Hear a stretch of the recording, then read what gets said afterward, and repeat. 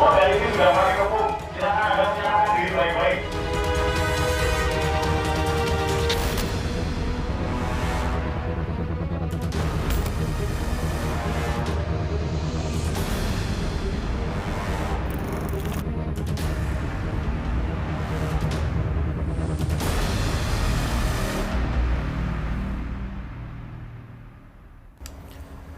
Terima kasih masih bersama kami di Berita Satu Sore. Pemirsa, karena ingin menguasai barang, seorang pria tega melakukan aksi penganiayaan hingga tewas. Selain informasi tersebut, kami juga memiliki sejumlah rangkaian peristiwa kriminal menarik lainnya yang menjadi pilihan redaksi. Dan berikut kami hadirkan dalam catatan kriminal Berita Satu Sore.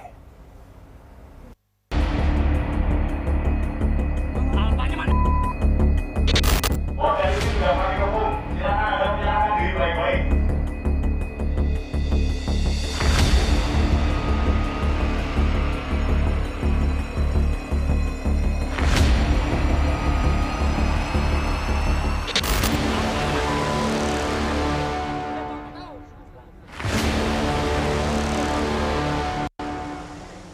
Pemuda 17 tahun nyaris jadi bulan-bulanan masa sebelum diamankan polisi.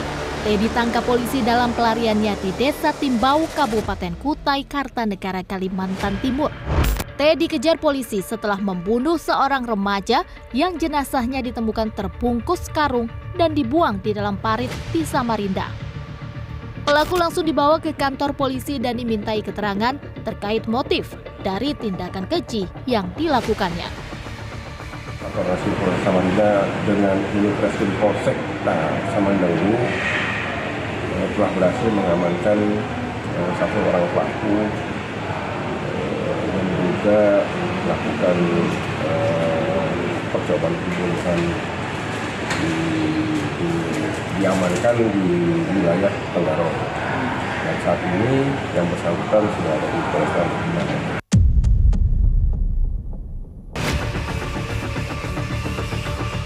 Peristiwa ini terungkap berawal saat warga digegerkan dengan adanya sesosok jenazah laki-laki terbungkus karung yang dibuang di dalam parit di kawasan Jalan Cempaka, Kelurahan Bugis, Kota Samarinda, Kalimantan Timur. Jasad tersebut ditemukan dalam kondisi yang sangat mengenaskan, yakni dengan sejumlah luka lebam yang diduga menjadi korban dari kasus pembunuhan. Diketahui identitas jenazah laki-laki itu adalah seorang remaja berinisial MF yang masih berusia 17 tahun. Berdasarkan hasil penyidikan pihak kepolisian, pelaku nekat melakukan aksi sadisnya itu karena ia ingin menguasai sepeda motor korban. Tak hanya itu, pelaku juga mengaku bahwa ia merasa iri dan dendam terhadap korban karena temannya itu mempunyai hutang padanya yang belum dibayarkan. Padahal MF memiliki barang-barang mahal. Akhirnya karena kesal, iri ini kemudian timbullah niat dari pelaku ini untuk tadi awalnya mungkin melakukan penyiksaan, penganiayaan, dan akhirnya menimbulkan korban, mengakibatkan korban meninggal dunia.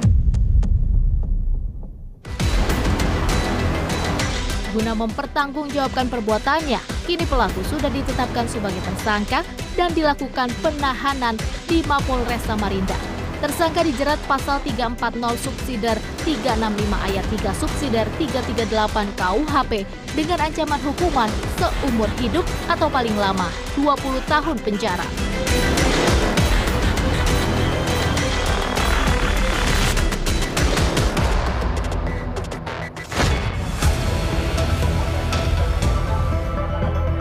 Kasus pembunuhan yang dilatar belakangi ingin menguasai harta korban juga terjadi di Solo, Jawa Tengah. DA, inisial namanya, seorang pria berusia 19 tahun ini berhasil diringkus di sebuah hotel di wilayah Solo pada malam hari usai menusuk leher seorang wanita. Proses penangkapan berlangsung dramatis. DA sempat berusaha kabur dan bersembunyi di plafon kamar hotel. Namun, upayanya sia-sia karena keberadaannya telah terendus polisi. Satuan Reserse Kriminal Polresta Solo mengepung seluruh area hotel dan meminta tersangka menyerahkan diri. Peristiwa ini terungkap usai petugas hotel menemukan jasad seorang wanita berinisial D tewas bersimbah darah dengan tusukan di leher di sebuah kamar usai bertemu pelaku. Korban ditemukan oleh petugas hotel setelah mendapat laporan dari temannya yang mendengar keributan terjadi di kamar yang ditempati wanita berstatus masih mahasiswa ini. Diketahui motif pelaku melakukan penusukan karena ingin menguasai barang berharga korban.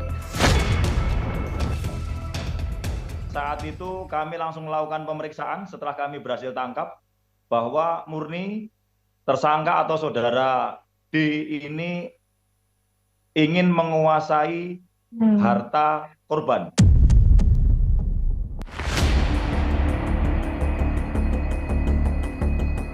Untuk mempertanggungjawabkan perbuatannya, kini pelaku sudah dilakukan proses penahanan di Mapolresta Surakarta guna proses hukum lebih lanjut.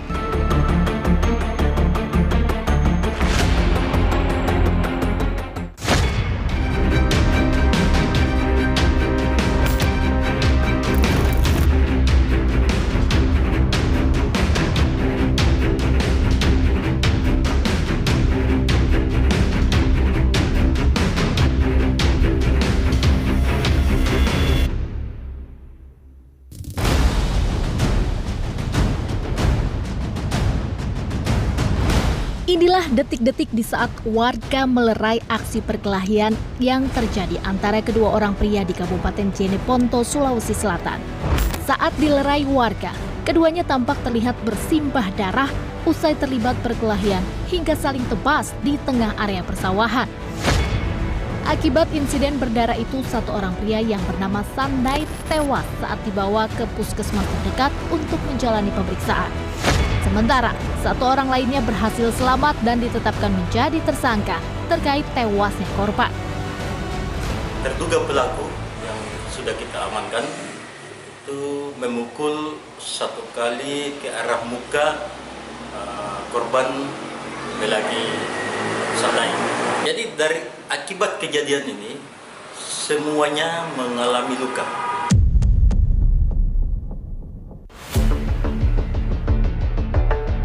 Usai menetapkan status tersangka terhadap pelaku, polisi pun langsung melakukan serangkaian proses penyidikan.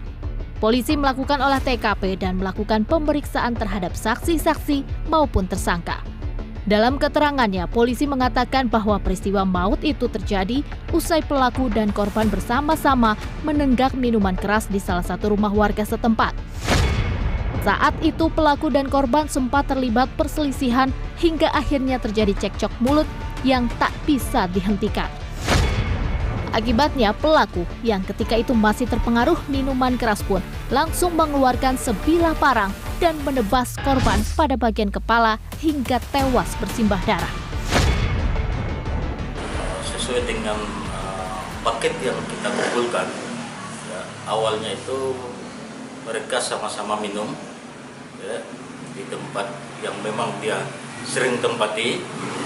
Kemudian di tempat itu terjadi adu mulut ya, antara korban dan sampai selanjutnya terduga pelaku yang sudah kita amankan itu memukul satu kali ke arah muka korban Melagi Sandai.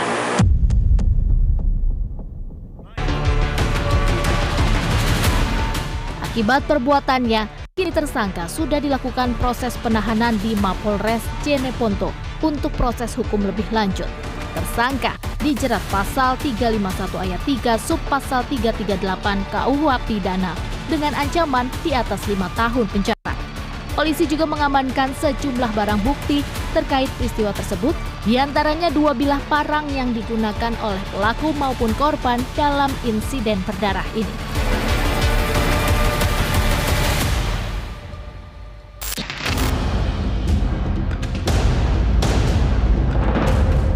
Tak hanya di Kabupaten Jeneponto, Sulawesi Selatan, kasus perkelahian yang berawal usai minum minuman keras juga terjadi di Lombok Barat, Nusa Tenggara Barat.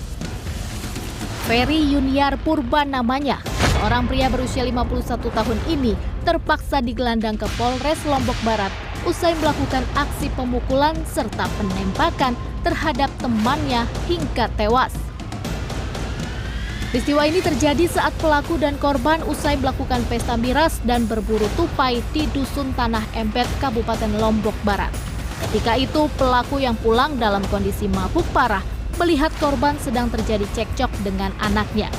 Mendengar hal itu, pelaku pun datang ke rumah korban sambil membawa senapan angin yang sudah dimodifikasi. Setibanya di rumah, keduanya pun sempat terlibat aksi perkelahian hingga akhirnya pelaku melepaskan tembakan pada bagian tubuh korban hingga tewas tersungkur tak berdaya. Saudara Ferry ini datang dan langsung duduk jongkok dari luar pagar rumah dan membidikkan senapan, dan kemudian senapan tersebut berbunyi sebanyak 1 kali yang dibawa oleh pelaku, dan waktu itu korban masih bisa memukul istri pelapor. Jadi setelah bunyi dup 1 kali, si korban itu masih bisa memukul istri daripada pelapor. Dan kemudian pelaku masuk ke pekarangan rumah korban, lalu memukul korban pada bagian kening sebanyak 1 kali. Usai mengamankan pelaku, polisi pun langsung melakukan sejumlah pemeriksaan kepadanya. Terungkap dalam keterangannya, pelaku yang saat itu terpengaruh minuman keras nekat melakukan aksinya karena emosi dan kesal akibat melihat korban memukul anak istri menantu serta cucunya sendiri. Tak hanya di situ, pelaku juga mengatakan bahwa ia merasa kasihan kepada anak istri menantu dan cucu korban atas aksi sadis temannya itu. Hal itu dikarenakan aksi yang dilakukan korban terhadap anaknya bukanlah yang pertama kali, melainkan berulang-ulang.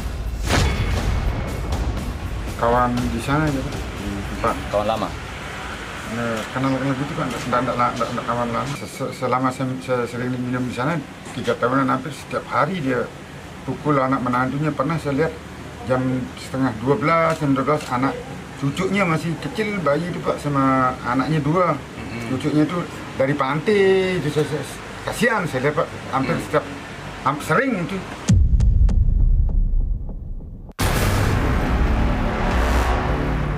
Atas perbuatannya, kini pelaku sudah ditetapkan sebagai tersangka.